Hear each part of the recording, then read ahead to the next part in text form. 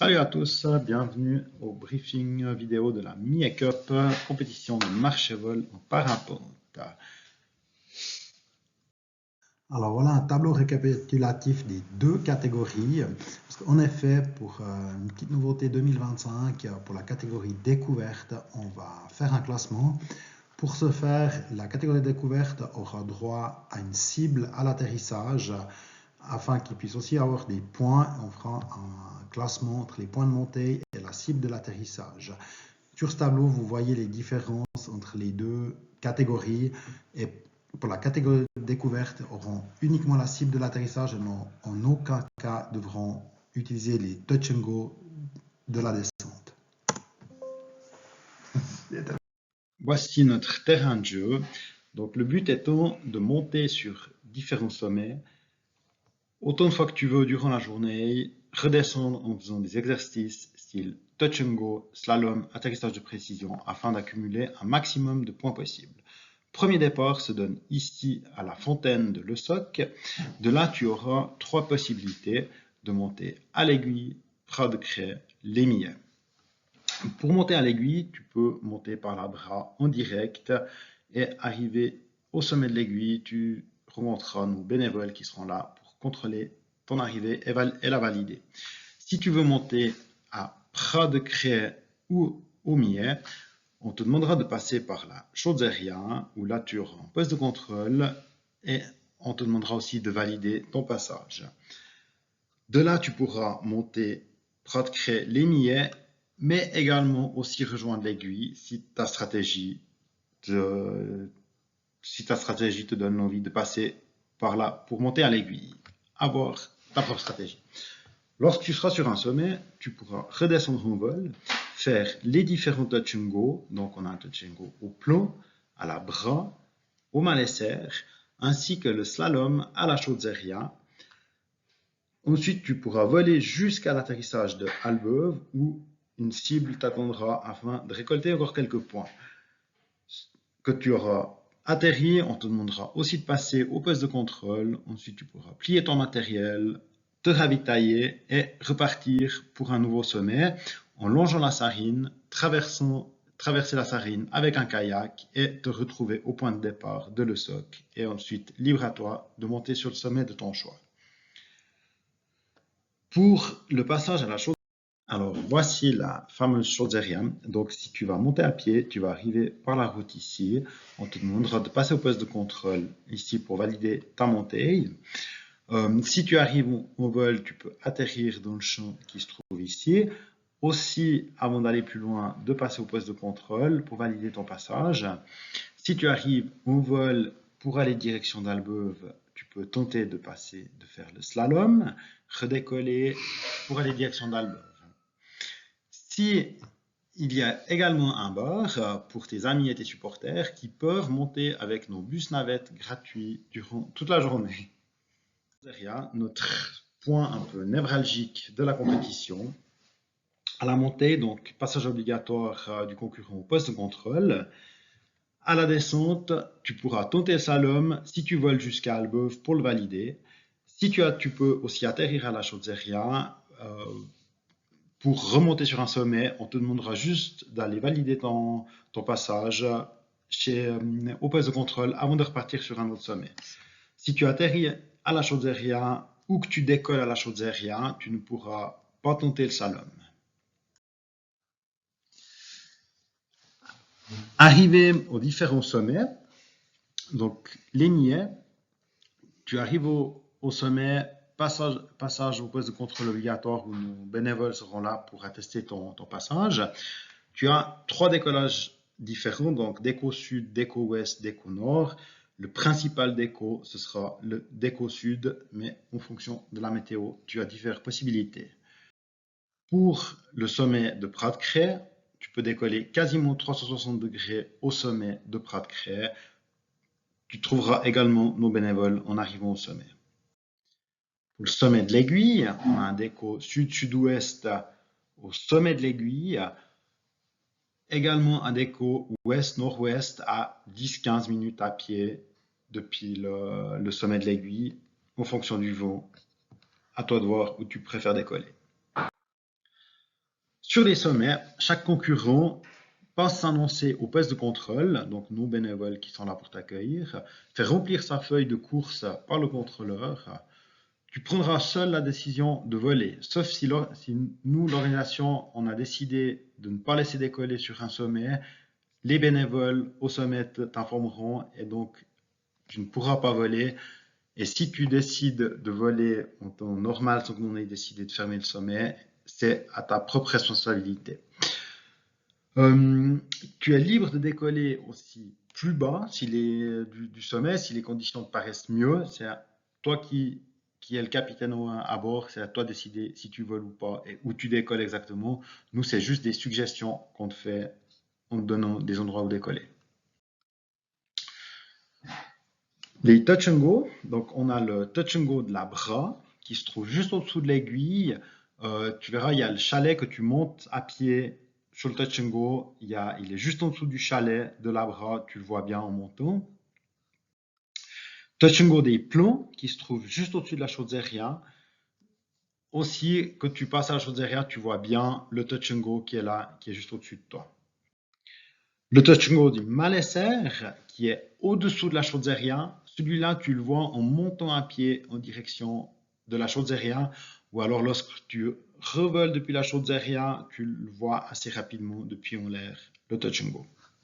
Alors, pour les tâches au touch and go, cible et slalom, donc chaque concurrent annonce son numéro de dossard en le criant avant d'arriver au touch and go et au slalom, afin que le bénévole sur place puisse bien t'identifier. Touch and go, c'est le premier pas qui compte, donc le premier pas doit impérativement être dans la cible, le deuxième pas peut être hors de la cible, et il est vraiment important de faire 2 pas et pas juste frotter la main au sol.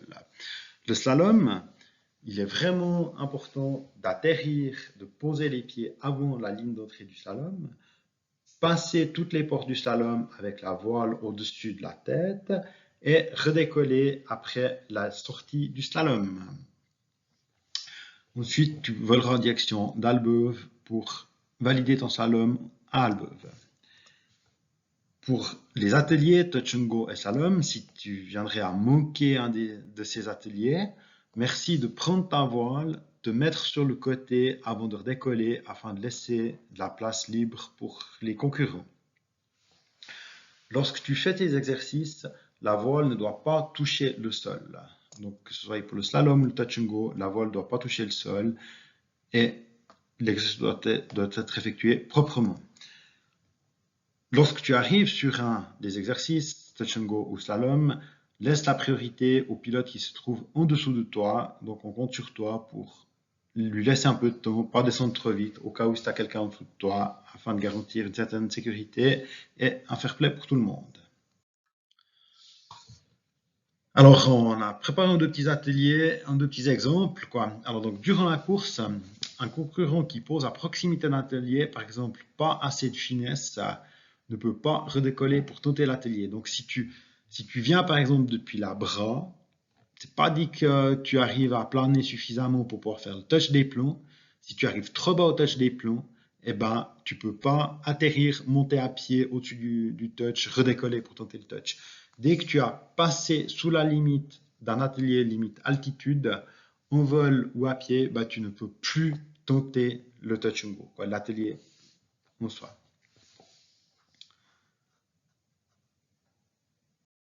Alors voici le plan de situation de l'atterrissage d'Albeuve. Donc nouveauté 2025, on rajoute une deuxième cible qui pourra être utilisée par les 2 catégories. À vous de choisir au moment d'arriver à l'atterrissage laquelle est libre. C'est afin de fluidifier les vols. Les 2 cibles seront à distance égale de la zone de pliage et du poste de ravitaillement pour ne pas favoriser l'un ou l'autre. Ensuite, une fois que vous avez atterri, le bénévole vous donnera votre carton de si vous avez réussi ou pas l'exercice. Si vous n'avez pas réussi l'exercice, vous n'aurez pas de carton. Et vous allez aller à la zone de ravitaillement et de pliage, vous pliez votre parapente, prenez votre petit ravitaillement et au moment que vous partez, vous passez par le poste de contrôle dans lequel vous devrez donner votre carton de validation de votre atterrissage et de votre point de passage. Suite au poste de contrôle, si vous continuez la course, vous partez en direction du kayak. Et si c'est fin de journée ou que vous avez décidé d'arrêter la course, vous allez aller à la tente de validation de fin de course sur laquelle on vous fera signer votre feuille de résultat de la journée. Voici les 2 cartons que vous pouvez potentiellement recevoir après votre atterrissage. Donc, si vous êtes dans la cible de 15 mètres, vous recevez un carton bleu qui vous donne 200 points. Et si vous êtes sur le carreau, vous recevez un carton orange qui vous donnera 500 points à remettre au poste de contrôle. Si vous êtes en dehors de la cible, il n'y aura pas de carton et vous aurez 0 points. Voilà, alors lorsque tu vas arriver au passage du kayak, tu vas rencontrer nos bénévoles qui te donneront un petit coup de main pour traverser la Sarine. On te remercie de te référer à leurs indications. Il se peut qu'on ne puisse pas traverser la Sarine car nous avons un barrage en amont nous sommes en contact avec l'exploitant du barrage qui pourrait, le cas échéant, nous interdire la traversée du barrage. Très peu de chances que ça arrive, mais si ça doit arriver, on te demandera de faire le tour par le pont plus loin. Les bénévoles t'indiqueront le chemin à suivre. Voilà, durant la journée, tu vas avoir ta feuille, ta fiche de contrôle pour les coureurs. Donc chaque coureur possédera sa fiche de contrôle individuelle sur laquelle, à chaque passage, on va te mettre un tampon. Donc là, Albeuve, il sera dès le matin, hein, ce sera pour le premier départ, mais l'Aiguille, Albeuve, Chaudière, là, ça, c'est des tampons que tu reçois au fur et à mesure que tu passes dans les divers postes de contrôle. Le responsable au poste de contrôle va justement noter l'heure de ton passage, te mettre un coup de tampon, comme ça on sait où tu es passé, et puis arrivé à l'atterrissage, tu vas noter, toi, tu feras une petite croix de ce que tu penses avoir réussi comme exercice, et on fera un double check avec nos bénévoles et notre application afin d'avoir un double check de ce qui a été réussi ou pas. Alors, pour la fin de la course, donc à 15h00, plus aucun point n'est attribué pour les montées. De 15h à 16h, tu auras la possibilité de redescendre en toute sécurité, à pied ou en vélo. Seuls les ateliers en aval du dernier poste de contrôle atteint seront comptabilisés. Donc, tu pourras, si tu es à mi-hauteur, tu ne pourras pas faire un touch and go qui se trouve juste en dessous de toi. On te laisse un dernier délai jusqu'à 17h pour donner notre dernier pointage afin qu'on n'envoie pas les secours. Donc pour ça, tu peux ou passer par le poste de contrôle d'Albeuve ou appeler le chef de course. Mais passer ce délai-là, si on n'a pas de nouvelles de ta part, nous enverrons les secours. Donc c'est vraiment important pour nous que tu nous le dises avant. Ou le cas échéant, ben voilà, s'il y a un problème, les secours seront envoyés. Et on n'espère pas les envoyer pour rien. Lorsque tu as fini ta course, même si tu décides de finir ta course plus tôt dans la journée, eh ben, tu peux donner ta feuille, ta fiche personnelle au poste de contrôle à Albeuve aussi pour signifier ta fin de ta course. Et chaque concurrent qui finit sa course à n'importe quel moment de la journée doit la signer et la valider en bas au poste de contrôle de Albeuve.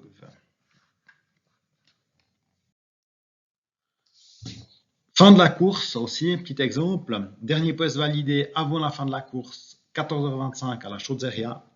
Arrivé au Millet avant 15h, avant l'annonce de la fin de la course à la radio, l'organisateur, on annonce la fin de la course à la radio aux bénévoles qui se trouvent sur les sommets. Donc tu arrives avant les 15h, les points pour le tronçon Chaudière-Millet sont attribués. De là, tu pourras décoller et faire tous les ateliers en aval, donc le touch and go, des plans, le slalom, touch and go du Malesser et la cible en bas. Si par contre tu arrives au Millet à 15h01, après l'annonce de la fin de la course, les points pour le tronçon Chaudière-Les Millets ne seront pas attribués et tu pourras uniquement tenter le touch and go du Malesser et la cible à Albeuf, mais tu ne pourras pas faire le touch and go des plombs et le slalom, car ton dernier poste atteint officiellement sera Chaudzeria. Un concurrent qui partirait à 14h30 d'Albeuf et qui n'atteindrait pas Chaudzeria avant les 15h ne pourra pas tenter les ateliers ni la cible d'atterrissage. La course, le concurrent passe au poste de contrôle à Albeuf comme durant la journée. Ensuite, il va à la tente fin de course des résultats qui est juste à côté pour contrôler et valider sa journée avec le bénévole. Si le concurrent a fait les 3 sommets, il pourra avoir droit à son t-shirt 3 sommets ou 3 bons de boisson s'il a déjà assez de t-shirts des années précédentes. Et le concurrent valide et signe sa fiche. En cas d'égalité, n'oubliez pas que c'est l'heure d'arriver au sommet, au dernier sommet, qui fera foi pour départager les concurrents. Fermeture d'un décollage ou d'un atelier en fonction de la météo ou quelque raison que ce soit. Donc l'information sera donnée par les bénévoles sur les sites de décollage. Si un atelier est fermé, celui-ci il sera barré et en aucun point ne sera attribué. Donc on a des grandes bâches pour barrer les ateliers, tu le verras bien depuis en l'air si ça devrait arriver. En cas de non-respect de ces règles de sécurité, un malus sera attribué par le comité d'organisation. En cas d'une interruption temporaire de la course, on te demanderait d'attendre l'autorisation du poste de contrôle pour redécoller. Et si on ferme un atelier ou qu'on interrompt la course momentanément, ce sera pour des raisons de sécurité, bien entendu. Matériel obligatoire, alors là, tu peux te référer au règlement, tout est inscrit, ce qu'il y a besoin de comme matériel. Des contrôles ponctuels seront effectués durant la journée. L'absence d'un des éléments de sécurité pourrait entraîner la disqualification. Le concurrent contrôlé a l'obligation de s'y soumettre. Les contrôles ne prendront pas beaucoup de temps, on te rassure. Et celui qui enfreindrait les règles de vol à vue sera attribué un malus ou une disqualification selon la gravité du cas. Un petit rappel de sécurité. Tout au long de la course, chaque concurrent évolue sur sa propre responsabilité au sol et en l'air. Tous les pilotes peuvent décider d'arrêter la course à tout moment, mais doivent impérativement en informer le poste de contrôle d'Albeuf ou le chef de course, afin que nous sachions où tu es et qu'il ne t'est rien arrivé. Respect des priorités en l'air et des règles de vol à vue, important. Et puis, on n'oublie pas qu'on est là pour se faire plaisir avant tout. On compte sur ton fair play et d'éviter toute manœuvre dangereuse. Le but étant de tous rentrer en bonne santé à la maison et de passer une bonne journée. En cas de mauvaise visibilité ou d'un autre problème quelconque qui pourrait se retrouver en dessous d'un atelier, donc touch and go ou slalom, qui ne permettrait pas de décoller en toute sécurité et puis de poursuivre son vol, le pilote, si c'est au slalom, peut interrompre son slalom à la sortie du slalom ou touch and go, atterrir juste un petit peu en dessous s'il faut.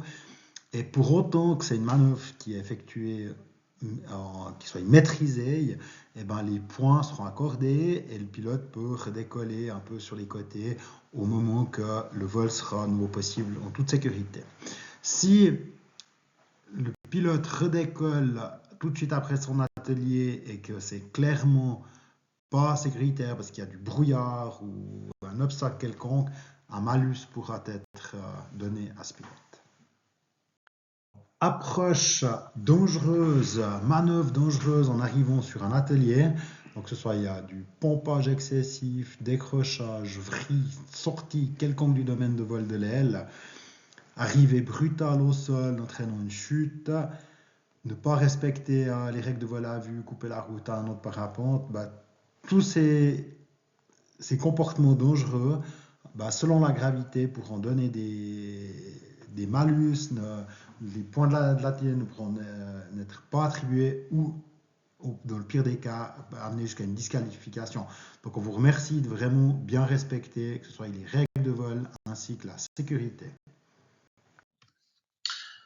En cas de problème durant la journée, chaque concurrent ou bénévole porte assistance, hein, c'est quand même la priorité. Informe le chef de course par radio ou par téléphone. Donc, tu trouves le numéro de téléphone ici. On redonnera des cartes, de toute façon, durant la journée, avec les différents numéros de téléphone qui sont importants. Et puis, au besoin, on appelle la réga. Avant la course, tu vas trouver une balise météo sur chaque sommet à Chaudière et à l'atterrissage. Tu peux retrouver toutes les données sur Winsmobi. Alors, le programme pour les coureurs, vous pouvez déjà venir le vendredi 17 octobre chercher votre dossard à la grande salle et déposer, vous pouvez à ce moment-là aussi déposer un sac que vous aimeriez retrouver au ravitaillement, à l'atterrissage d'Albeuve. Il sera acheminé le samedi matin là-bas. On vous encourage à venir le vendredi récupérer votre dossard pour ceux qui ont la possibilité. Ça sera moins de stress pour nous le samedi matin. Et justement, pour ceux qui ne peuvent pas venir le vendredi soir, venez dès 5h45 à la grande salle de Nérivu récupérer votre dossard.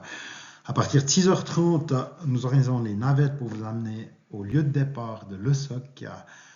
Et à 7h30, le départ de la course sera donné. Merci de ne pas venir à la dernière minute afin de bien nous laisser le temps et qu'on puisse bien respecter les horaires.